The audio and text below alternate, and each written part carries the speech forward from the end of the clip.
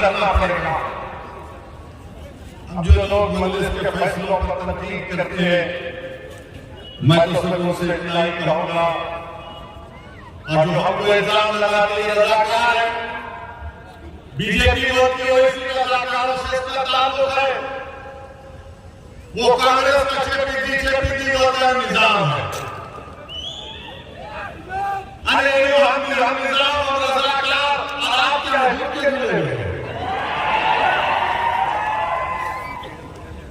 तेलंगाना में बीजेपी की मंडी में पहुंच चुका है, मंडी में पंचर हो गया।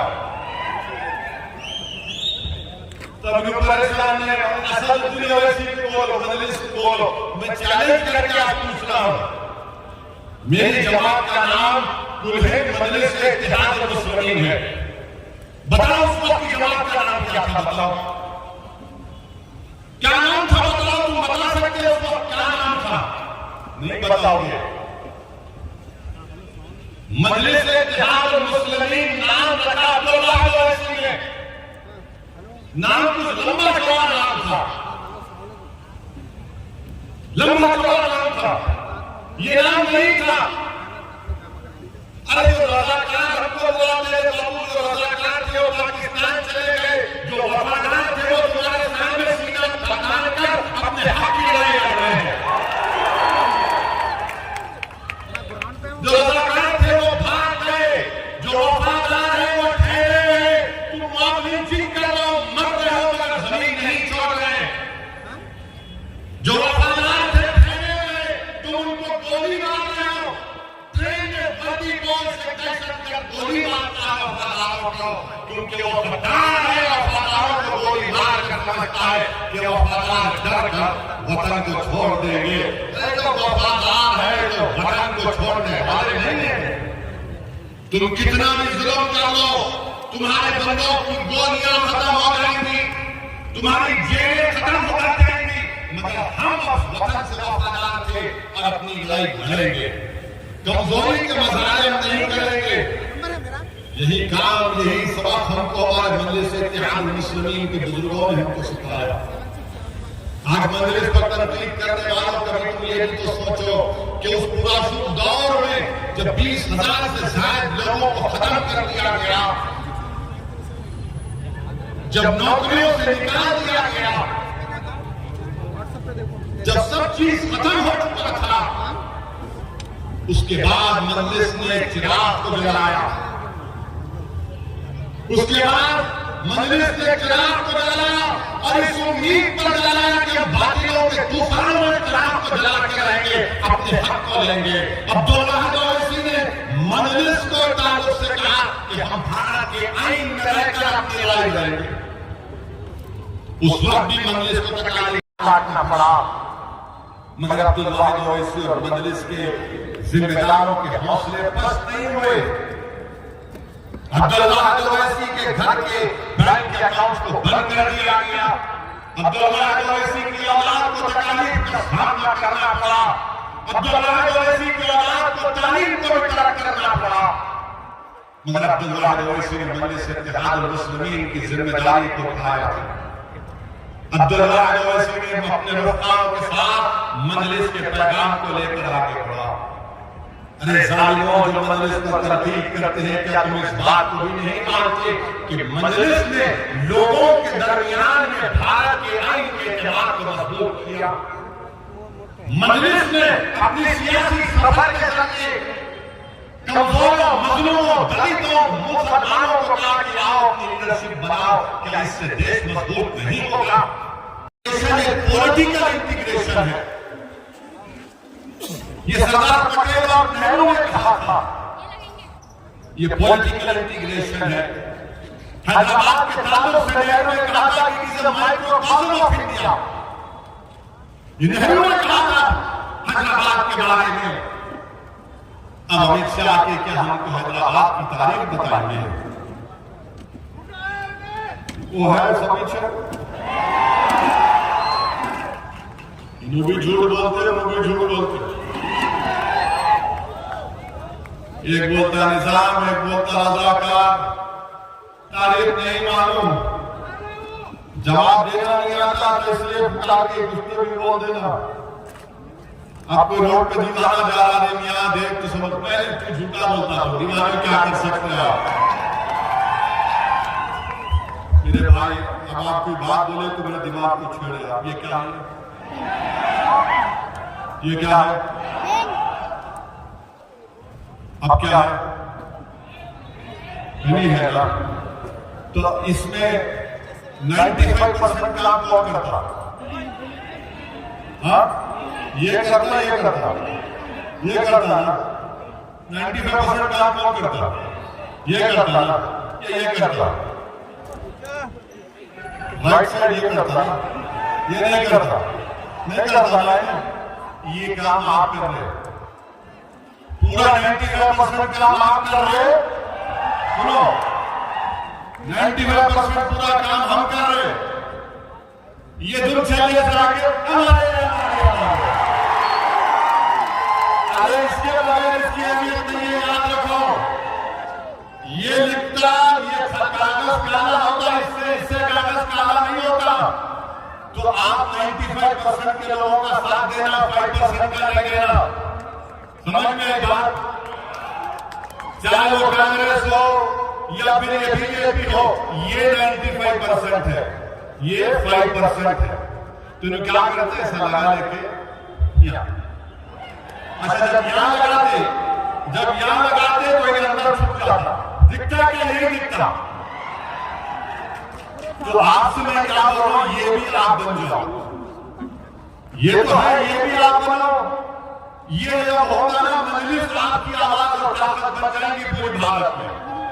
तो पूरी तकलीफ हम उठाते, मेहनत हम करते, इनके परदादा से लेकर अब तक इनको इस्लाह किए। मुल्क आजाद होकर 75 साल से ज्यादा हो गया। बीजेपी की हुकूमत नहीं है तो कभी कांग्रेस की नहीं है, मगर बर्बाद कौन हो रहे हैं? तकलीफ 95% और इसमें दलित भी है, मुसलमान भी है, आदिवासी भी है। और हमारी बर्बादी पर रहनुमा के अपना ताज लगा और वोट हासिल करते। ये बात आपको समझाना जरूरी समझता हूं। मेरे अजीज दोस्तों और बुजुर्गों, कोई बात ऐसी कर दी। अच्छा, ये बीजेपी मोदी के रजाकार, हम अमित शाह से पूछना चाहे, अमित शाह साहब, क्या आप आबिद हसन के नाम को जानते हैं? हम आरएसएस के ये संगियों से पूछना चाहते जो सुबह उठते कि 90 साल चड्डी पहने, आजकल जरा पैंट पहन रहे। बताओ, क्या तुम आबिद हसन को जानते हो? कौन थे आबिद हसन? आबिद हसन हैदराबाद के थे, जो नेताजी सुभाष चंद्र बोस के साथ थे। जब बोस जर्मनी से जापान सबमरीन में गए तो कौन था मुसलमान? आबिद हसन था। या हम जय हिंद का नारा लगाते, कौन बोला ये नारा? आबिद हसन ने किया। हैदराबाद के थे, क्यों किया? निजाम की हुकूमत थी, मगर भारत का था मामला, भारत का मामला था। और आज हम पे उंगली उठाते।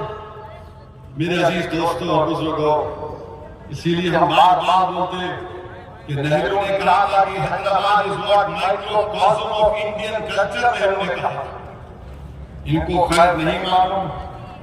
अब रजाकार तो चले गए, अब गोडसे और सावरकर की औलाद बाकी है, इनको बनाना। गोडसे और सावरकर की अभी जानशीन है, औलाद है, इनको हमको देखना। बिल्कुल, अभी कब आएंगे? अभी टाइम आ गया ना। और फिर मेरे अजीज दोस्तों और बुजुर्गों, लोग निजाम की हुकूमत की यकीनन उनके अच्छे काम की तारीफ करते हैं। हिंद में डाले, अभी वो आगे बोलते हैं तुम्हारा नहीं है, मेरा नहीं है, बाबू बात ऊपर तक चलेगी। बहुत तुम्हारे ने रिकॉर्ड नहीं है, मेरे ने रिकॉर्ड है, हम कहां से जाए? और फिर ये अजीज दोस्तों और बुजुर्गों, ये हमको इल्जाम लगाना, हम इन तमाम को एक ही बात कहना कहेंगे कि हमारा खुदा हमारा हुक्मरान है, हमारा अल्लाह हमारा मालिक है, हमारा अल्लाह हमारा रूलर है, और हम अल्लाह की रजा के लिए काम करते हैं। तुम्हारे दुनिया के हुक्मरानों के डर और खौफ से, जुल्म के डर से हम झुकने वाले नहीं हैं। जब पुलिस सेक्शन में 20,000 लोगों का कत्लेआम हुआ, जब बोलियों में माओ ने अपने कमसिन बच्चों को देकर, हमारी नजर में आज भी जिंदा है और कल भी रहेंगे।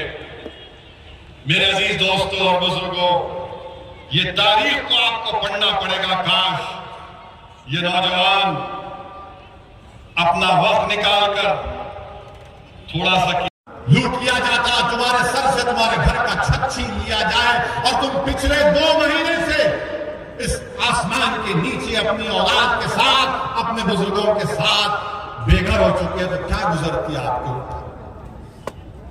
उस नूह के लोगों के बारे में सोचो जो हरियाणा में इनको बेघर कर दिया गया। थोड़ी देर के लिए अपने कलेजों पर जोर डालो। जो ये कांग्रेस और बीजेपी मजलिस को रज़ाकार और निजाम कहती है, ट्रेन में जब उस वर्दीपोश दहशतगर्द आतंकवादी ने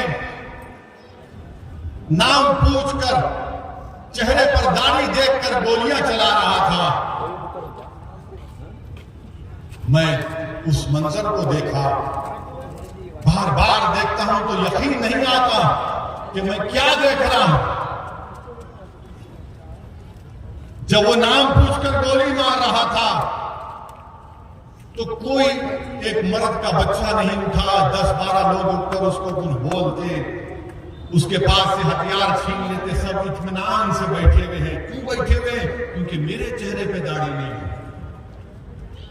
ये फिरका परस्ती है, ये फिरका परस्ती है कि इनको मालूम कि ये दाढ़ी वाले को, टोपी पहनने वाले को मारेगा। अगर आज मुझे रज़ाकार और निजाम कहते, क्यों कहते? क्योंकि मेरे चेहरे पर दाढ़ी है, मेरे सर पर टोपी है, और मैं मजलूमों की लड़ाई लड़ता हूं। तो इसीलिए इल्जाम लगा दो, या मौका मिला तो गोली मार दो लोगों को।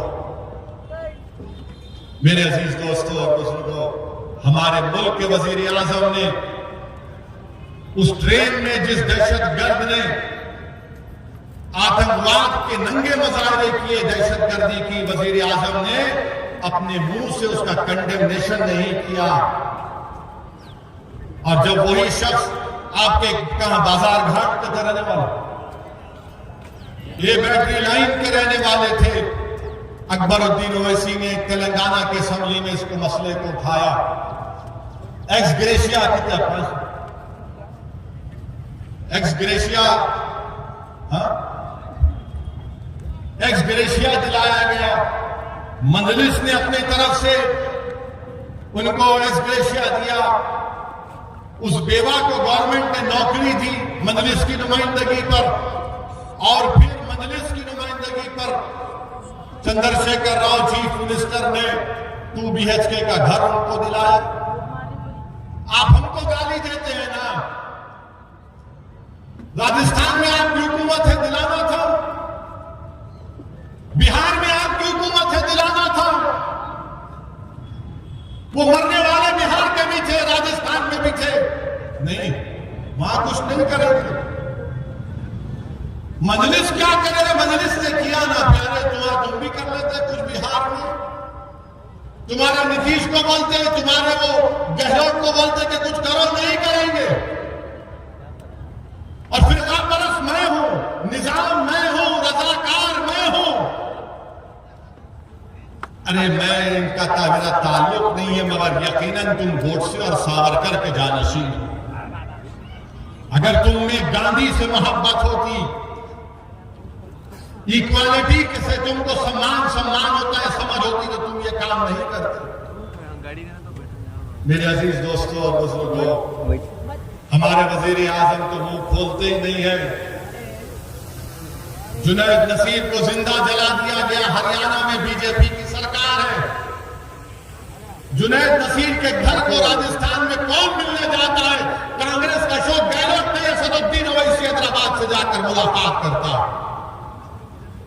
और मैं आपको बता रहा हूं कि कि जब मैं वहां पर गया नसीर के घर को, तो मुझे जानकर तकलीफ हुई कि मरने वाले के 5 बच्चे थे और मरने वाले के ऊपर उसके बड़ा भाई जो नीम पागल है उसके 6 बच्चों की भी जिम्मेदारी थी। वहां पर कांग्रेस की हुकूमत ने एक्सरेशिया क्या दिया, 5 लाख। कन्हैया लाल का कत्ल, वो टेलर था कन्हैया लाल, उसको दहशतगर्दों ने उसको मार दिया। तो बीजेपी वहां कांग्रेस की हुकूमत ने 50 लाख दिए कन्हैया लाल की फैमिली को। अच्छा किया, वही 50 लाख जुनैद नसीम को भी देते आप, नहीं कर सकते आप। मगर मैं निजाम हूं, मैं रजाकार हूं, क्योंकि सर पे टोपी है, नाम मुसलमान है। मेरे अजीज दोस्तों और बुजुर्गों, ये मजलिस इत्तेहादुल मुस्लिमीन का सियासी सफर का कंट्रीब्यूशन रहा कि आज 200 से ज्यादा तेलंगाना में स्कूल है टिमरिस के, करीब 70-80 हजार के करीब बच्चे और बच्चियां तालीम के जेवर से आरास्ता हो रही हैं। नीट क्वालिफाई करके गवर्नमेंट मेडिकल कॉलेज में हमारे बच्चे और बच्चे एडमिशन ले रहे हैं। चंद्रायन गुप्ता के टिमरिस के स्कूल में हमारा एक बच्चा हिंदू भाई का बेटा वो क्वालिफाई हुआ। मैंने उसको भी बुलाया और मुसलमानों को भी बुला कर कहा कि ये लोग मजलिस तुमको 1 लाख रुपए देती है अपनी तालीम को जारी रखो।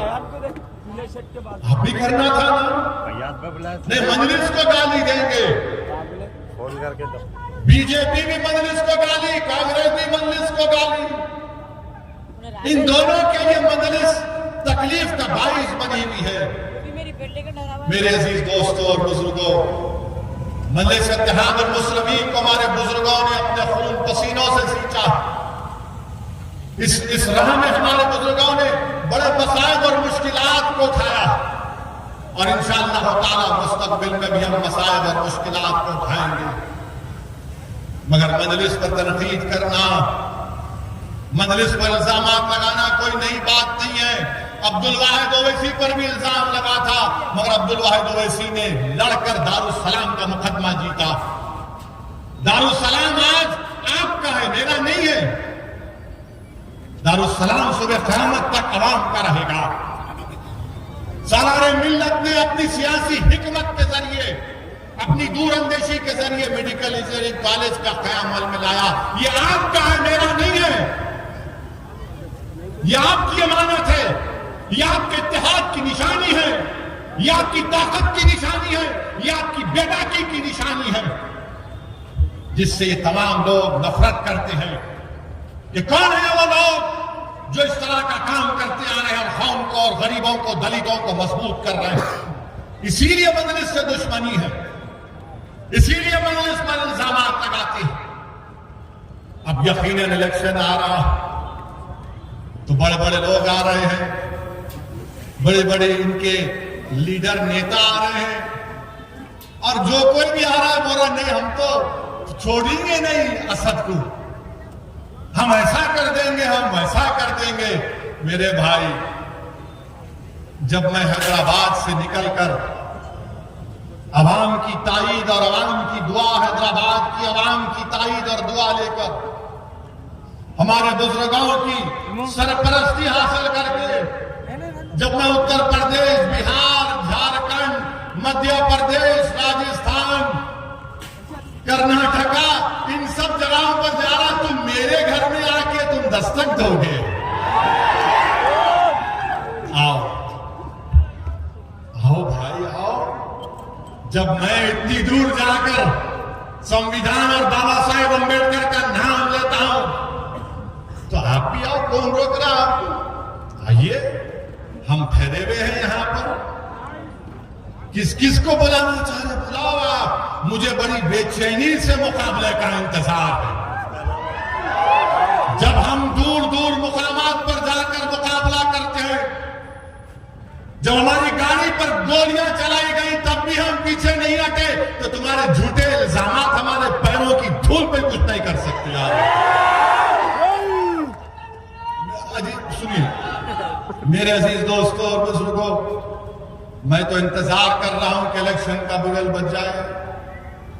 अब नहीं मालूम, मुख्तलिफ ख्यासारियां हैं कि प्राइम मिनिस्टर मिला के कराते या नहीं मिलके करते नहीं मालूम। ये प्राइम मिनिस्टर मिलके कोई काम कर ही नहीं सकते, वो अकेले ही रहते हो, मिलके नहीं होता, अकेले ही होता। अब कब होता नहीं मालूम, जब भी होता हम तैयार हैं, हम तैयार हैं, क्योंकि मजलिस इलेक्शन की तैयारी नहीं करती, मजलिस इलेक्शन के नतीजे के बाद से अवाम की काम करती है, अवाम का काम करती है।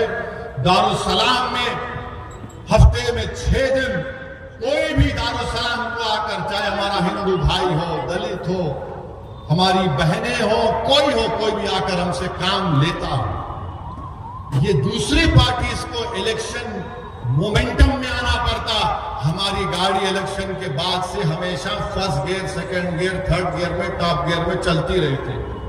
मजलिस के मेले अवाम के दरमियान में रहते, मजलिस के मेले रात के अंधेरों में काम करते, दिन के उजालों में मजलिस के लोग भागते हुए नजर आते। मगर अब जब इलेक्शन आ गया है तो पूरे ये एक से एक प्यारे मैली आंखों को लेके मल के, अरे इलेक्शन आ गया, बाप निकलना है, ला व्हाइट शर्ट तो ला, जरा व्हाइट शर्ट जरा व्हाइट शर्ट पहने के जरा निकलेंगे। यहाँ 4.5 साल से व्हाइट शर्ट में, येलो शर्ट में, रेड शर्ट में, लाल शर्ट में, हर रंग में हम लोग मुकाबला कर रहे हैं, अवाम की खिदमत कर रहे हैं। अब इनको इलेक्शन दिख रहा तो बोल रहे नारे में तैयार होना है। बाज लोगों को इलेक्शन आते ही उनको अपनी जिंदगी का एहसास होता, मगर 4.5 साल वो गरीब की तकलीफ, गरीब की मजबूरी को नहीं देखते, वो गरीब के आंख से बहते आंसू को नहीं पहुंचते। ये फर्क है मजलिस में और इन मुफाद परस्तों में, ये फर्क है मजलिस में और ये मजलिस के दुश्मनों में। आज दारुसलाम पर कोई भी आकर, आपके फसलांसर से हमारी एक बहन आई थी, दारुसलाम को आकर पूरे मजलिस बैठे हुए हैं, पूरे अराकीन बल्दिया बैठे हुए हैं, गुस्से के आलम में आकर मुझसे बहस करना शुरू कर दिया, गुस्से के आलम में, और सब लोग देख रहे, अरे असदुद्दीन ओवैसी को दबा के बोल रहे। मैं सबके चेहरे देख रहा था, बोला कुछ मत बोलो, बोल लेते। हमारी बहन ने, उनकी जायज बात थी, उनकी बात में तकलीफ थी, दर्द था, नाइंसाफी उनसे हो रही थी। 3-4 मिनट बोलने के बाद मैंने कहा अभी और कुछ बोलना है आपको? तो बोले हाँ और बोलना है। मैं बोलो। फिर उसके बाद मैंने पूछा कि बहन आप और मैं बोलूं? तो बोले बोलो। बोला आप जो कुछ बोले बिल्कुल सही है, हम आपके लिए लड़ रहे और हम कोशिश कर रहे हैं कि आपसे इंसाफ हो। मेरे भाई बताओ, भारत में कोई ऐसा सियासी दफ्तर होगा जहां पर अवाम आकर अपने नुमाइंदों के सामने बेबाक तरीके से उनके मुंह पर बोलते हैं कि ये नाइंसाफी को दूर करो? लोग, ये मजलिस का कारनामा है। ऐवान असेंबली की कार्रवाई उठाकर देख लो आप, अकबरुद्दीन ओवैसी ने, मजलिस के एमएलए ने क्या कारनामा अंजाम दिया।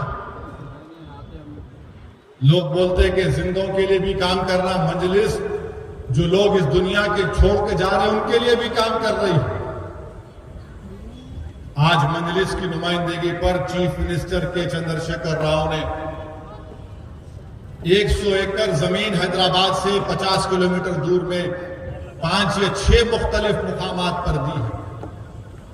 अब आपको मालूम, कब्रिस्तान के लिए तमाशे होते हैं, और जिसका कब्रिस्तान उन्हें ऐसा समझता जैसा मेरे बाप दादा की दौलत है।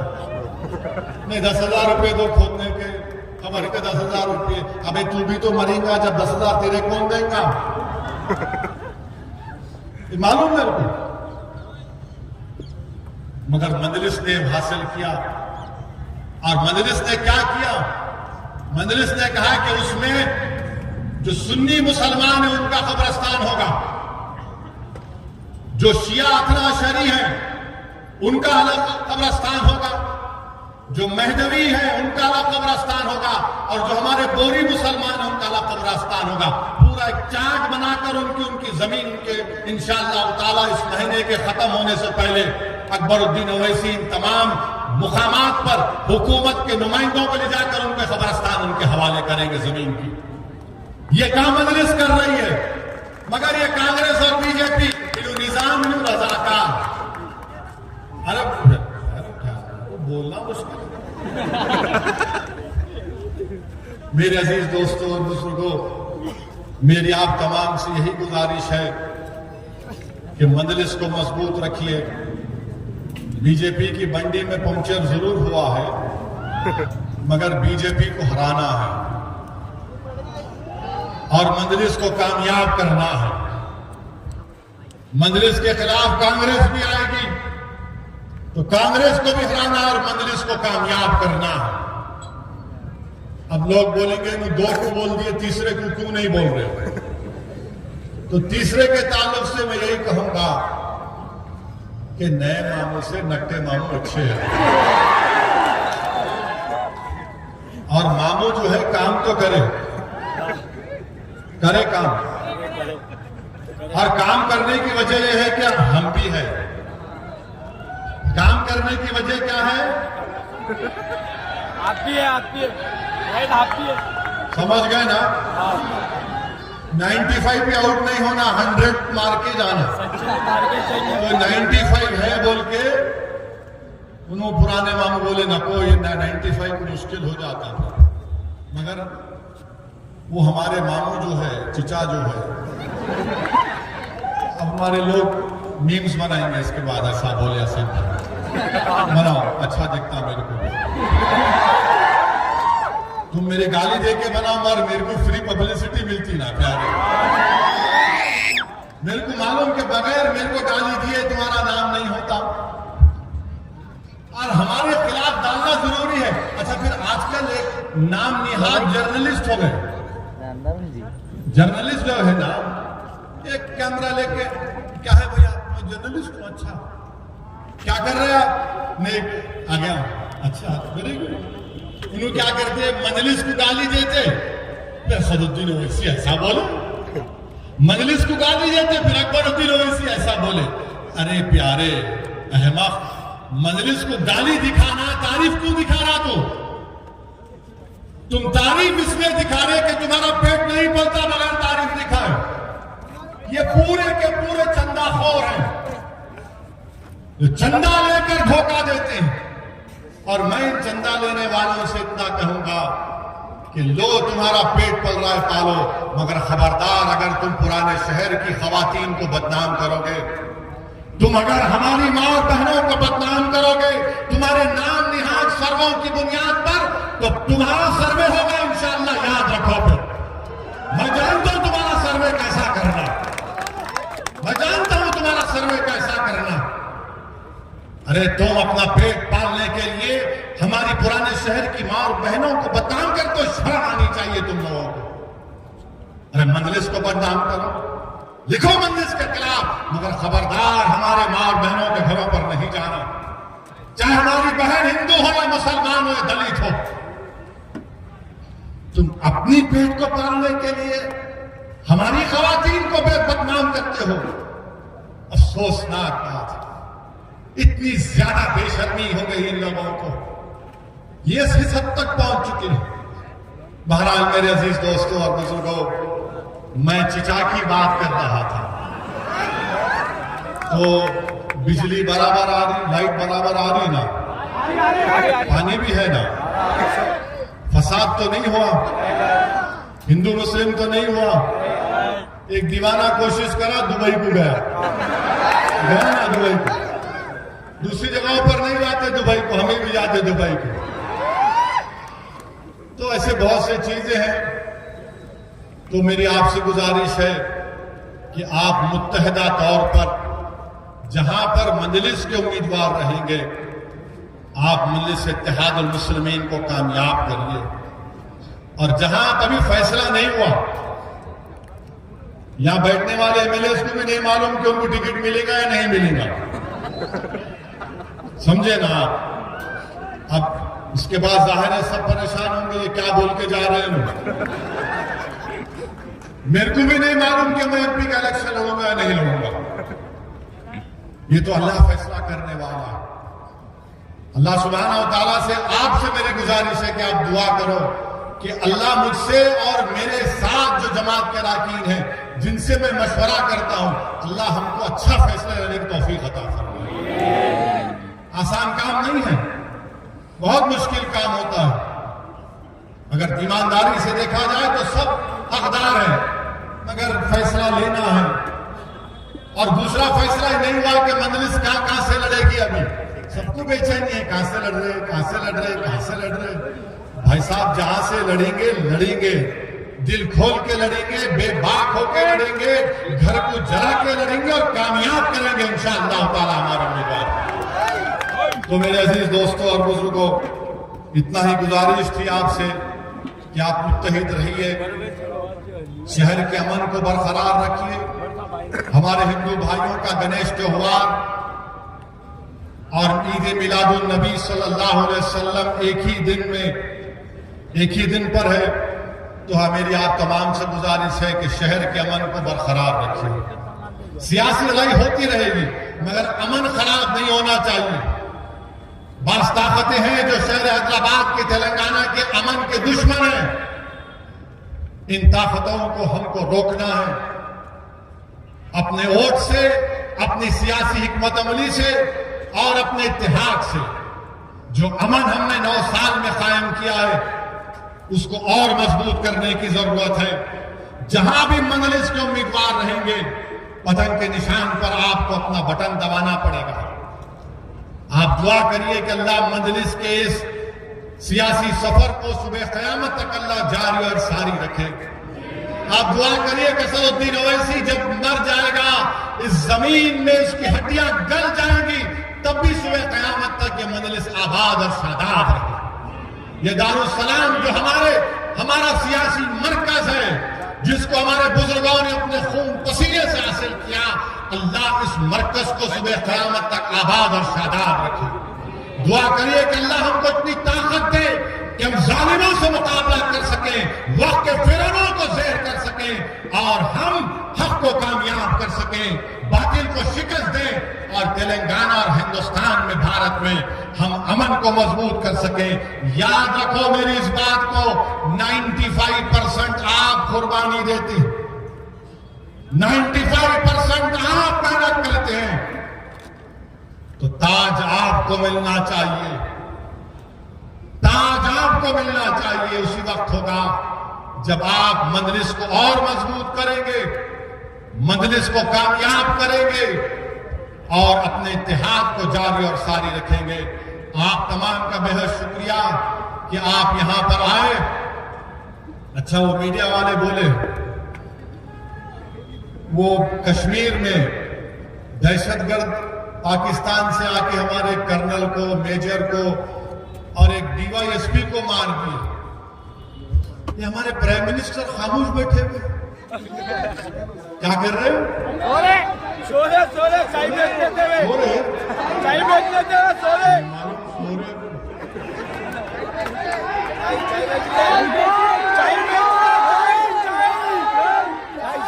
चाय पिया तो जागता ना। आप लोग जागते ना 2-2 बजे रात तक डिकाशन पी रहे। अच्छा, सोने की चाय है, क्या है नहीं मालूम। बहरहाल मुझे पुलवामा 2019 में हुआ, पुलवामा 2019 में हुआ तो प्राइम मिनिस्टर आंख दिखाए लाल। उसके बाद गलवान में 20 हमारे सिपाही चीन ने मार दिए। सूर्यापेट के कर्नल साहब, उनकी मौत हो गई। अब फिर परसों एक कर्नल की, मेजर की और डीवाईएसपी की मौत हुई। कुछ नहीं बोल रहे हैं, कुछ नहीं बोल रहे हैं। अब उल्टा अहमदाबाद में नरेंद्र मोदी के नाम के स्टेडियम में पाकिस्तान से क्रिकेट मैच होगा। वाह, या इंसानों की जान का मैच पाकिस्तान की आतंकवादी कश्मीर में जम्मू में खेल रहे हैं और हम क्रिकेट मैच खेलेंगे। वाह, अगर बीजेपी पावर में नहीं रहती तो बीजेपी क्या करती थी अब तक? ये अजीब बात है कि मोदी जी खामोश हैं। मोदी जी, हम आपसे अपील करते हैं कि सर्जिकल स्ट्राइक करिए ना, या फिर आप जनवरी फरवरी में करेंगे? कब करेंगे आप? आपकी नाकामी है ये आतंकवादी पाकिस्तान से आकर। बल्कि अभी एक मीडिया के दोस्त ने बताया कि हमारी फौज ने कहा कि पाकिस्तान की फौज इनको डायरेक्शन देती है। तो मेरे अजीज दोस्तों और बुजुर्गों, ये भी एक नाकामी बीजेपी की है। मगर वजीर आजम एक नया बात अब करने वाले हैं, थोड़े दिनों में आप देखेंगे। मगर हमारा काम यह है कि हम अपने हौसलों को बुलंद रखें। रब्बीउल अव्वल का महीना शुरू हो चुका है। अल्लाह के रसूल सल्लल्लाहु अलैहि वसल्लम की आमद इस माह मुबारक में हुई थी। तो मेरी आपसे गुजारिश है कि आप रसूल अल्लाह सल्लल्लाहु अलैहि वसल्लम की सुन्नत पर अपनी जिंदगियों को गुजारें। रसूल अल्लाह सल्लल्लाहु अलैहि वसल्लम की उन सुन्नतों को जिंदा करें ताकि हमको जिंदगी मिल सके। हम रसूल अल्लाह सल्लल्लाहु अलैहि वसल्लम के अगर गुलाम हैं तो गुलामी का सबूत दें। जब हम गुलाम हैं तो फजर में नजर आना चाहिए। अगर गुलाम हैं सच्चे तो मस्जिदों को आबाद रखना चाहिए। अगर हम रसूल अल्लाह सल्लल्लाहु अलैहि वसल्लम से पक्की मोहब्बत करते हैं तो अपनी बीवियों पर जुल्म नहीं करना। अगर हम रसूल अल्लाह सल्लल्लाहु अलैहि वसल्लम को अपना आका मानते हैं तो अपने माँ बाप की इज्जत करो। अपनी माँ के पास जाओ और याद रखो, मेरी इस बात को किसी आलिम दीन ने अच्छा कहा था कि अल्लाह ने कुरान में बाप की कसम खाई और मां की शान को बयान किया। तो अपनी मां की और अपने बाप की इज्जत करो, अपने खानदान में मोहब्बत पैदा करो। अगर तुम रसूल अल्लाह सल्लल्लाहु अलैहि वसल्लम के सच्चे पक्के आशिक हो तो ये माह मुबारक में रसूल अल्लाह सल्लल्लाहु अलैहि वसल्लम की आमद हुई है। आप तमाम को मीलाद की मुबारकबाद पेश करता हूं। शहर के अमन को मजबूत रखिए। वाखिर दावान अल्हम्दुलिल्लाह रब्बिल आलमीन। मोहतरम के बाद यह जलसा इख्तिताम की मंजिल पर पहुंचा। आएगी ने मजलिस का आप तमाम का शुक्रिया अदा किया जाता है। मजलिस इत्तेहादुल मुस्लिमीन के जलसे रहमतुल आलमीन में 24 तारीख को जलसे रहमतुल आलमीन होगा। आपसे गुजारिश है कि उसमें शिरकत करें और दूसरे दिन नातिया मुशायरा। इसके बाद जलसा इख्तिताम की मंजिल पर पहुंचा। तमाम कायदीन का, तमाम दोस्तों का, मीडिया पर्सन का, पुलिस का शुक्रिया अदा किया जाता है।